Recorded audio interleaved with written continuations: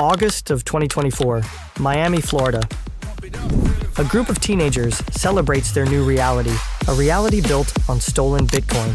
Just a few months earlier, they were gamers, kids from Discord servers who stumbled into a crypto scam that changed everything, and in a single night, they became multimillionaires. Now, more than $230 million sits in their wallets, but what they don't know is that this party will end soon, sooner than they could ever imagine. While most of them play it safe, quietly enjoying their fortune, one of them can't resist the spotlight, spending bigger and bolder than the rest. A 20-year-old college student, Malone Lam.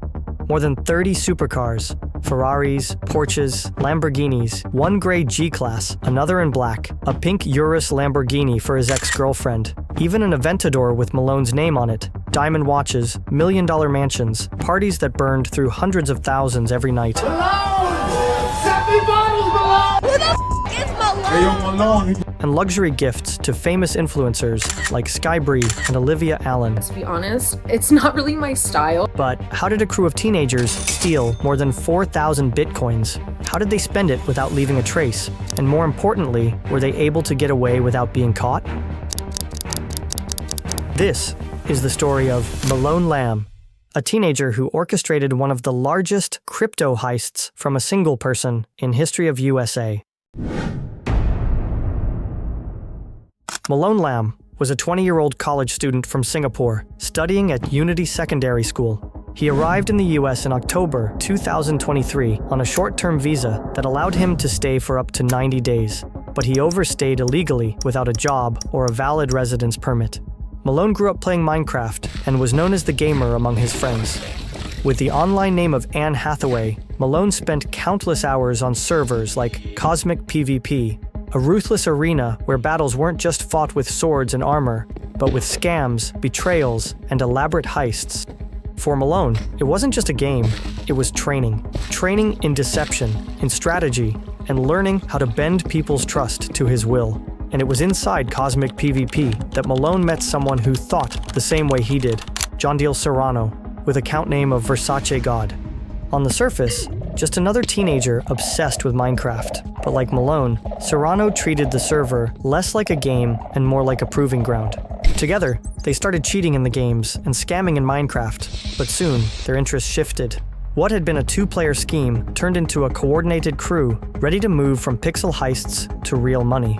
They began lurking in online forums, Discord channels, and subreddits where people discussed cryptocurrency, but they weren't studying how to invest. They were studying how people got scammed. Fake coin launches, phishing attacks, social engineering tricks. They analyzed them all and believed there was far more money to be made in stealing crypto than in trading it. All they needed was the right target, someone wealthy, overconfident, and vulnerable, someone like Sam Lessin, former vice president of product management at Facebook, founder of Drop.io, co-CEO of Fin.com, and a person who they believed holds many coins. Malone and Serrano soon started gathering a tight crew. Veer Chetal, known as Wiz, joined them to run the spoofed calls. Danish Khan and Chen to help with wallet moves and cash outs. For weeks, they planned like a small, ruthless startup, mapping the victim's digital life, rehearsing scripts, testing spoofed numbers, and preparing dozens of throwaway wallets and exchange accounts. Then, it all began with a simple phone call. Veer Chetal called Sam Lessin, introducing himself as a Google support. Using a spoofed number, he tricked the victim into believing his Gmail and iCloud accounts were under attack. To make it convincing, they routed the attempts through proxy servers, making it look like logins were coming from Russia and North Korea. In panic, Sam Lessin reset his credentials using the link they sent to him, which wasn't the actual login page of Google, but a detailed replica of it. Without realizing, he had just handed over the first set of keys. Moments later came a second call, this time from Jeandiel Serrano. Posing as a representative from Gemini, the very exchange the victim trusted, Serrano convinced him that his crypto wallet was compromised. Under pressure, the victim followed their instructions step by step and unknowingly gave away control of his fortune. Then came the final blow. They asked Sam to install AnyDesk software to secure his accounts, enable strong authentication, and tighten session permissions. Little did he know that this remote access tool shared his screen with Malone's team. On the other side of the call, Malone and his crew watched every detail, every password, and every recovery key. In a matter of clicks, more than 4,000 Bitcoin vanished from Sam's wallet. That's over $230 million transferred into wallets controlled by some teenagers. For a moment, the crew couldn't believe what they had pulled off. In a private Discord call, they screamed, laughed, and recorded themselves watching the millions flow into their wallets. No way. Oh my God, $242 million. Do you know how much money that is? They hadn't just stolen crypto, they had stolen history. But fortune that big came with a problem. How do you spend it without being caught? The answer? Laundering and peel chains, a technique used in cryptocurrency transactions to obscure the source of funds. Within minutes, the stolen Bitcoin was broken into smaller amounts and scattered across dozens of wallets. They swapped Bitcoin for other coins like Ethereum, Monero, Cardano over and over again in a dizzying digital shell game designed to obscure the trail. Once they felt the money was clean, restraint vanished. While majority of them kept playing safe, Malone was the one who spent most boldly.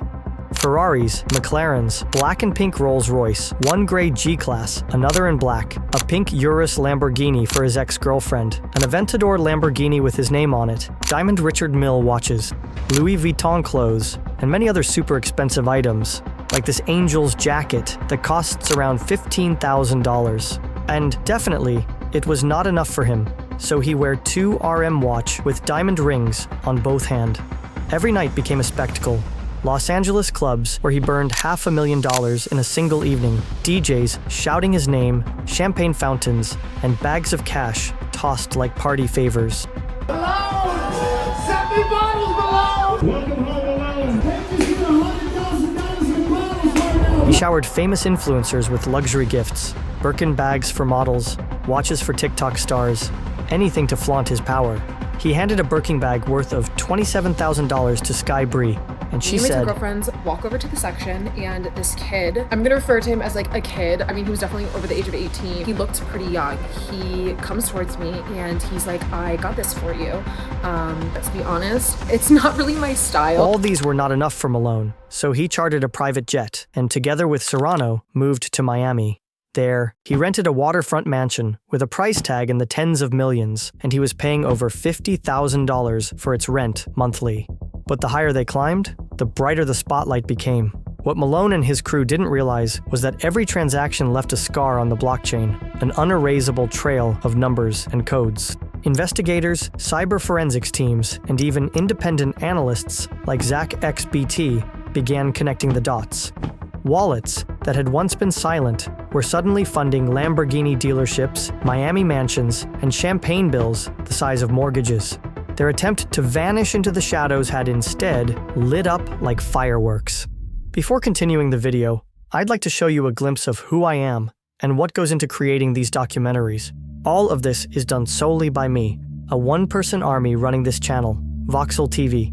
Each episode begins with hours of research, finding an interesting topic, and exploring both the told and untold stories within it to make the best possible transcript. Once that's done, I bring those stories to life through 3D animation, a step that takes a lot of time and attention to detail in order to make everything look just right.